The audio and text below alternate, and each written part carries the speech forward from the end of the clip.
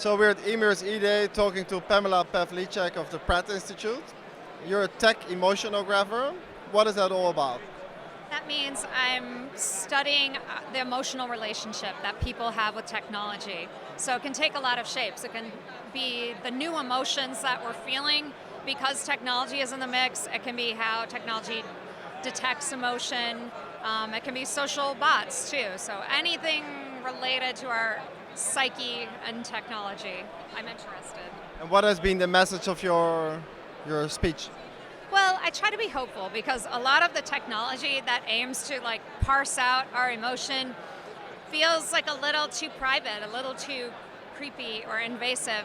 But it's really up to us to decide how do we want to use it. And I feel like with technology not understanding this huge part of our human lives, we're probably setting ourselves up to be at a disadvantage. It's much better to let technology gain some awareness about that. If we're teaching it all these other things, why can't we teach it a little bit about this huge part of our life? That's our emotional experience. Can you give one concrete example of a technology that is kind of lacking this emotional awareness? I mean, you don't have to look any further than, say, your interactions with Alexa or another voice-activated system like Siri or Google Home, where you get frustrated and then it doesn't know that you're getting angry and it doesn't know how to react to that. And I think that's on a really basic level can be an improvement to those systems. And what are the solutions that you propose, or how can this be implemented? Well, right now there's a lot of new technology coming along that aims to detect emotion in our voice or our face or even our pulse. It's pretty simple. It's pretty basic right now. It's probably going to get better and better with training and with more complex models of emotion. We have more than 5, as humans, so the system should too. So I think, it's evolving right now. We're very early days, but that's part of the reason I want to come and talk to people, because I want people to start thinking about it now versus 5 years from now when it's embedded in everything and we're like, whoa, what happened? Are there also any dangers if it isn't done well? Because you're also talking about how emotions should be influencing AI, etc.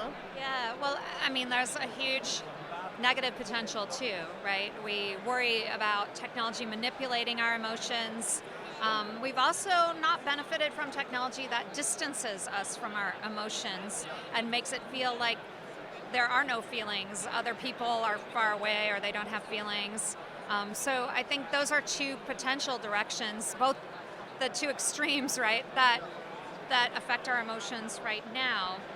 And there's lots of ripple effects for each of those. And then there's bigger issues that we have to think about, like privacy. A lot of these maybe will opt in as a coach, for instance, or to help us build emotional awareness. Others might be more pervasive, right? It might be you're walking around in a smart city and there are sensors that pick up on your emotion, amongst other things, 5 years from now. That has different kind of bad implications. So there's lots of creepy potential for this stuff, for sure. It's almost harder to think of the good potential. Like we've seen in Black Mirror, like the things that can go wrong.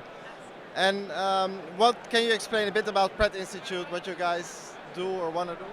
Yeah, so, I teach in a program that focuses on digital design, digital technology, and a lot of what I teach is looking at kind of that emotional side of technology and how that impacts design.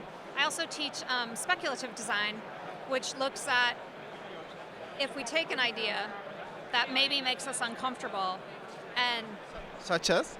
Well, such as creating a chatbot based on your dearly departed mother's texts, for instance. Take that idea that makes us uncomfortable and then play out what the future might look like by designing an object that does that, or by questioning 3 different possible futures that could go into. So that's a way to give us kind of a read on where it could go.